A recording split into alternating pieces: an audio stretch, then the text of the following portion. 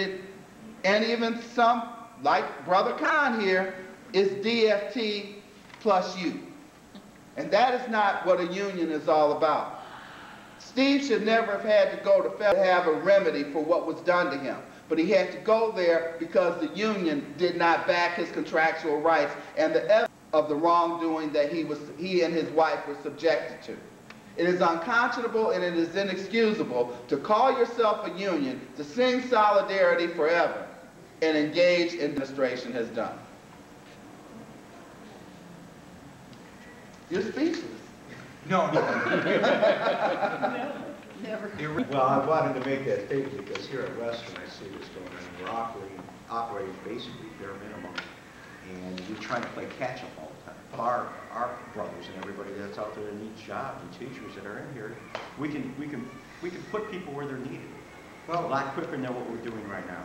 They closed the schools, and lo and behold, they have overcrowding. They lost a lot of students in doing that. They did. There were a lot of parents and students who made it very clear, as we all knew, like from the start, that if you close these schools, we're not coming back. There was a charter school that opened up almost in that same building, and sometimes in that same building, and they just almost had to go because of lack of transportation. But other schools just became more overcrowded. It's wrong. We've got ourselves in a mentality that then they're undercrowded and they need to be closed. That's wrong. Why not take advantage of the situation, have class sizes of 10. You can really bust through a lot of problems if you've got 15. That's the way the wealthiest have their children educated. Why not our students? It's the only way. It's the only way we break through this. We needed to take a stand around that. We did. We came in and argued in front of the union meeting. The membership was with school closings. And the union didn't do. The union leadership itself, the Cantrell leadership, did really everything they could to undermine that. You do nothing at all. It's a typical problem we've had. It's why we say, look, we've been running the union in the sense of coming forward with proposals at the union meetings. But then after such and such is expressed by the union, at the membership at the meetings, afterward, Cantrell or whoever is the president makes sure that nothing gets carried out. We've actually asked you this time to put us in the action. And it's the only way we're going to attack these problems, because we are under-resourced. These were, the evidence of the problems should be out there. Everybody in this area should know about the issues at Western so we can get them resolved. Get the parents and demanding change. There should be expansion of Western. There should be more resources brought in. These are the young people's futures. There's so much our union could do to mobilize the parents and the students in this area. The parents, as often said, should do more, but people understand from the parents, there's no parents' union to bring them together. At best, they have some parents' associations that kind of exist from time to time. We have a union, an organization, that has millions of dollars, a structure, people that work for it, a hall. Such an incredible resource. During the Obama campaign, our DFD headquarters was their statewide headquarters.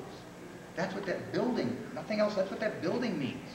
We can use those resources to organize in the community for equality, organize in the community for real hope and change. Let's not let ourselves get talked down. Let's talk up, look up for what we and our students deserve.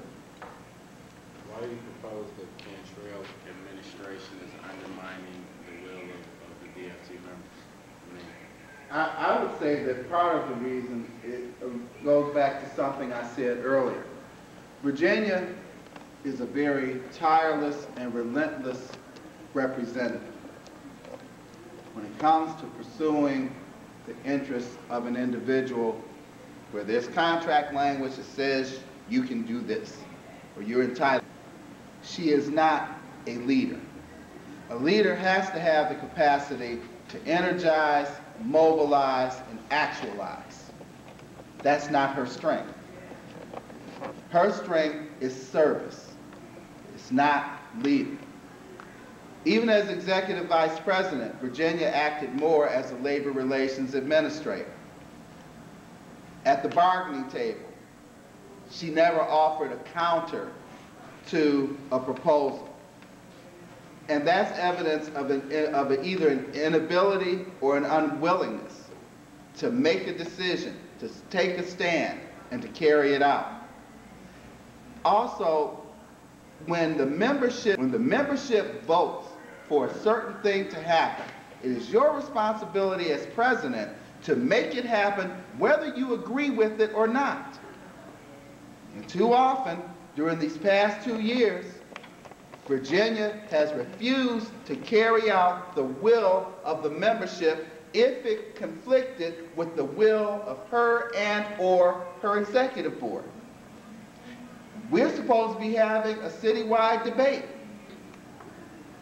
Steve and I have been trying to meet with Virginia for the past 3 weeks in order to develop a format for it to happen. Hasn't happened yet. Election is 2 weeks, you start voting 2 weeks from today. Again, it's not something that she wanted to do, so therefore, she is what a leader does. A leader carries out the will of the people that he or she leads. I think the bottom line in this case, Carl, to be blunt, is that it's the lack of political strategy.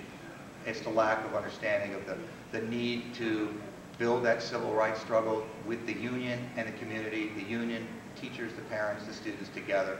If you don't have that strategy, if you don't have that political understanding of what needs to be done now in this contemporary, real situation, you go nowhere. You're just twisting in the breeze. And I would expect really ultimately the same from just about any elected DFT president at this point, unless they're members of the DFT with the parents, with the students, in a joint struggle for equality in education. In the end, they're going to end up twisting in the breeze in one way or another. You're going to be back in 2006 when you walked those picket lines, and then you got sold out at the end. You're going to be back where you've been with Ms. Cantrell for the last 2 years, which I hope that you don't put her back, because then we are in some real trouble. That's where you're going to be, unless we come together and begin organizing in that political direction. In 2003, when we took the classroom to the Capitol, we had over 5,000 of our members that went up to Lansing, along with a number of other supporters of our cause. I'm the one that initiated that classroom to the Capitol rally. I'm the one that organized it, but I deferred to the president because she was the president of the union. So I know about taking a stance. I know about initiating efforts for cause.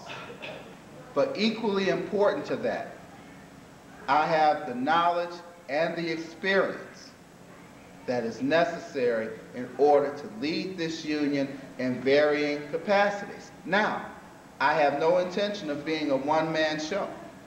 I don't pretend to know all the answers because I don't even know all of the questions. That's why you incorporate the talents and skills of others. That's why if I needed to have a rally of some kind for a particular cause, I might contact the Steve Conn and say, Steve, here's the issue. We need to get a rally. Tell me some things that we need to make sure we have in place. I'll have a political action coordinator who did work at that office before, and once Virginia took office, got rid of her as well, who has experience as an activist, who has experience as a mobilizer. The president may wear many hats,